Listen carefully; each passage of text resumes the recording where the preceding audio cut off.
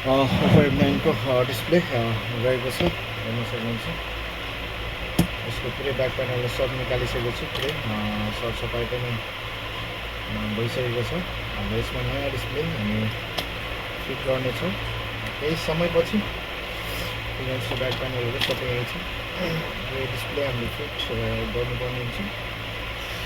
त्योभन्दा अगाडि चाहिँ सरसफाइमा सरसफाइ गर्नुपर्ने हुन्छ। यो सरसफाइ नगरिकन हुँदैन। यो सरसफाइ गर्न अलिक टाइम लाग्छ, त्यो कारणले गर्दाखेरि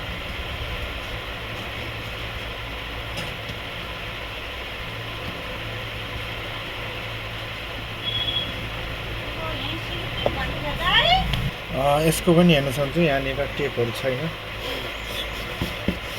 त्यसमा हामीले टेप हाल्नुपर्ने नै हुन्छ। टेप हालेन भने फोन चाहिँ अटो टच चल्ने सम्भावना भइहाल्छ। त्यो हुन्छ भन्ने भन्दा पनि भइहाल्छ। त्यो कारणले गर्दाखेरि यसमा चाहिँ हामीले अटो टच नहुन दिनको लागि हामीले चाहिँ यो ब्ल्याक टेप हाल्नुपर्ने हुन्छ। हाल्यो भने अटो टचको प्रब्लम आउँछ। एउटा यहाँ छ, एउटा यहाँ छ, एउटा यहाँ छ, एउटा यहाँ छ। त्यो कारणले गर्दाखेरि हामीले चाहिँ अटो टच हटाउनु पर्ने हुन्छ। त्यो कारणले गर्दाखेरि यो चाहिँ हामीले टेप हाल्यो भने अटो टच हुने सम्भावना 100% हुँदैन। त्यो कारणले गर्दा हामीले यो चाहिँ हाल्नै पर्ने हुन्छ। नभएको खण्डमा हाल्ने, भएछ भने हाल्नुपर्छ, छैन भने हाल्ने, छ भने नहाल्ने। त्यो कारणले गर्दाखेरि यो नयाँ डिस्प्ले रहेको छ। यसको पन्नी हामी निकाल्नु पर्ने हुन्छ। यसको पन्नी यहाँबाट हल्का क्लिक गरेर निकाल्नु निक्ल्यो। त्यसपछि यहाँ एउटा छ, त्यसलाई हल्का क्लिक गर्नु, त्यसलाई निकाल्नु हुन्छ। फेरि चक्किएको छ,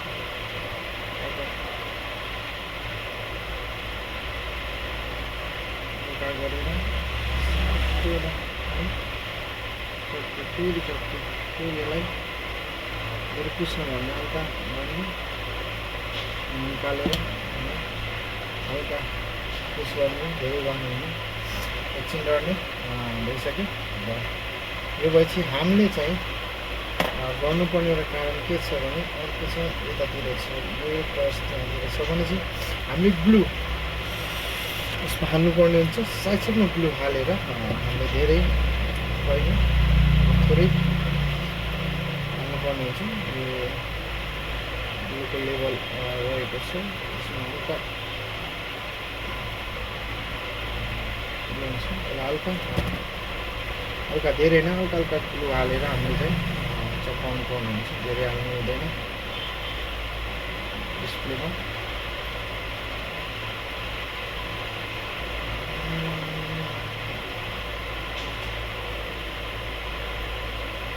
हल्का ग्लु हाल्नु हेर्न सक्नुहुन्छ। हल्का हालेछु, हल्का यहाँनिर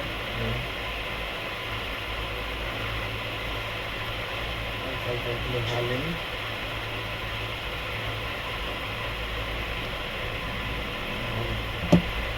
यति हालिसकेपछि हामीले चाहिँ कपडाले हल्का हल्का ग्लुलाई ड्राई गर्ने। हल्का धेरै पर्दैन, हल्का हल्का ड्राई गर्ने। ड्राई गरेपछि हाम्रो काम छ यसलाई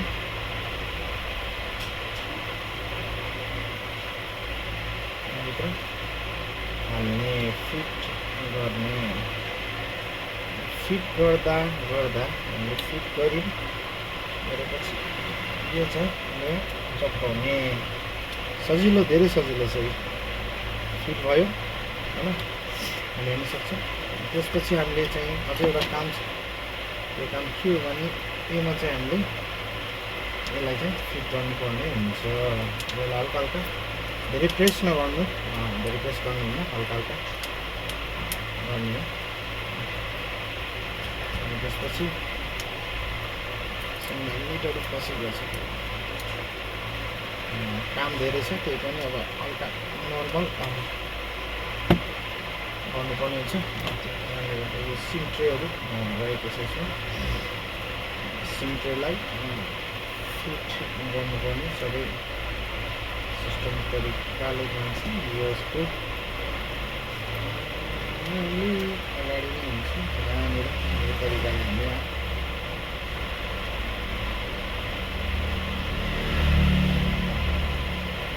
यसरी फिट गर्ने भएको किलाहरू छ। अब यो किलालाई चारो तरफ जति छन् किलाहरू चारोतर्फ यो किला चाहिँ हामीले सबै फिट गर्नुपर्ने हुन्छ। त्यो किलाहरू सबै मैले अन गर्नु पऱ्यो, पहिला अन गर्छु। अन भयो, अन गरेर अनि त्यसपछि किला फिट गर्छु, किनभने ब्याट्री कनेक्टर नलागेको हुन्छ। त्यो कारणले गर्दाखेरि फेरि खोल्ने बन्द गर्ने टाइम लस हुन्छ। चारोतर्फ नट बोलहरू फिट गर्नुपर्ने नै हुन्छ। त्यो कारणले फिट गरिरहेको छु।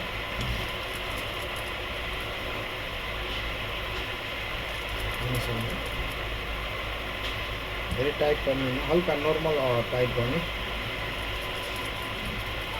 भयो।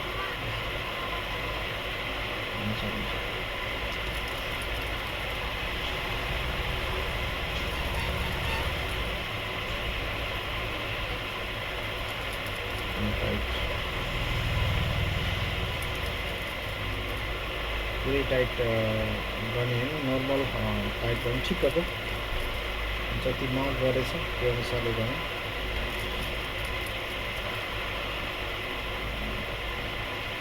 नटबल चेक गर्ने एकचोटि, सबैतिर नटबल ओके छ।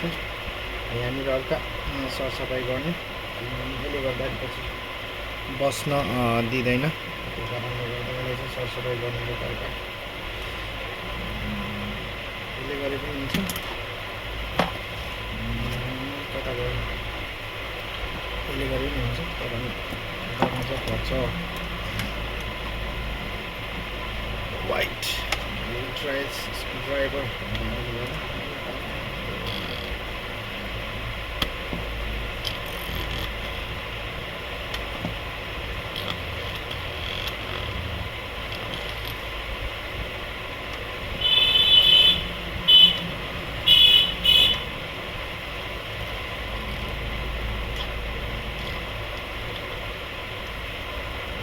लास्टै ग्लु रहेछ, त्यसको हार्ड रहेछ त्यसको भन्दा। त्यही भएर अलिकति तान्नु यताउता पनि टाइम लागेको छ, नत्र अघि नै भइसक्थ्यो।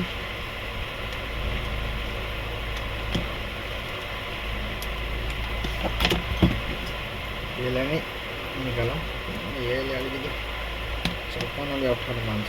यसलाई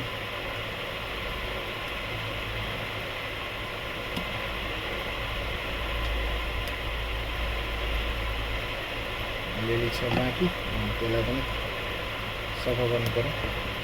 यो चारैतिर सफा गर्नै पर्छ, गरेन भने त्यहाँ अलिकति अप्ठ्यारो पर्छ, चप्किन राम्रोसँग। त्यो कारणले यसलाई चाहिँ सफा गर्नुपर्ने। बहुत हार्ड ग्लु रहेछ, त्यो कारणले गर्दाखेरि अलिकति टाइम लाग्छ।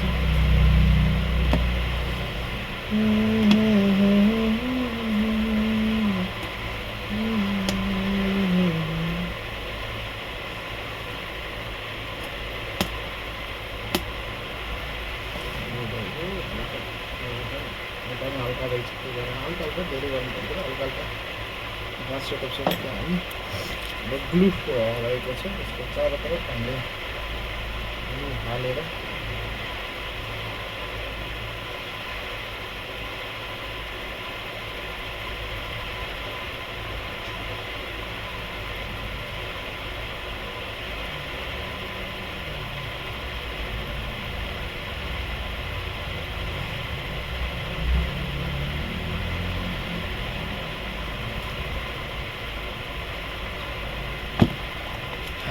हालेपछि यसमा हल्का धेरै रबर नलगाउनु, ठिक्कको रबर लगाइदिनु।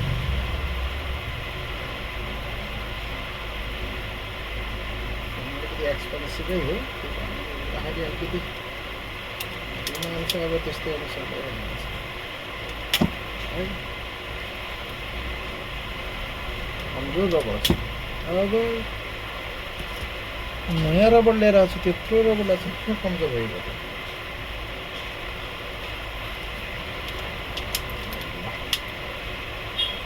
एउटा रबर छ, यसलाई यहाँ पुस गरिदिन्छु, यहाँनिर दुईवटामा हल्का पुस गर्ने, अनि त्यसपछि यहाँनिर हल्का रबर बाँधिदिने, त्यसपछि यहाँ लास्ट एउटा बाँधिदिने, धेरै नगर्ने, हल्का ठिकठाक।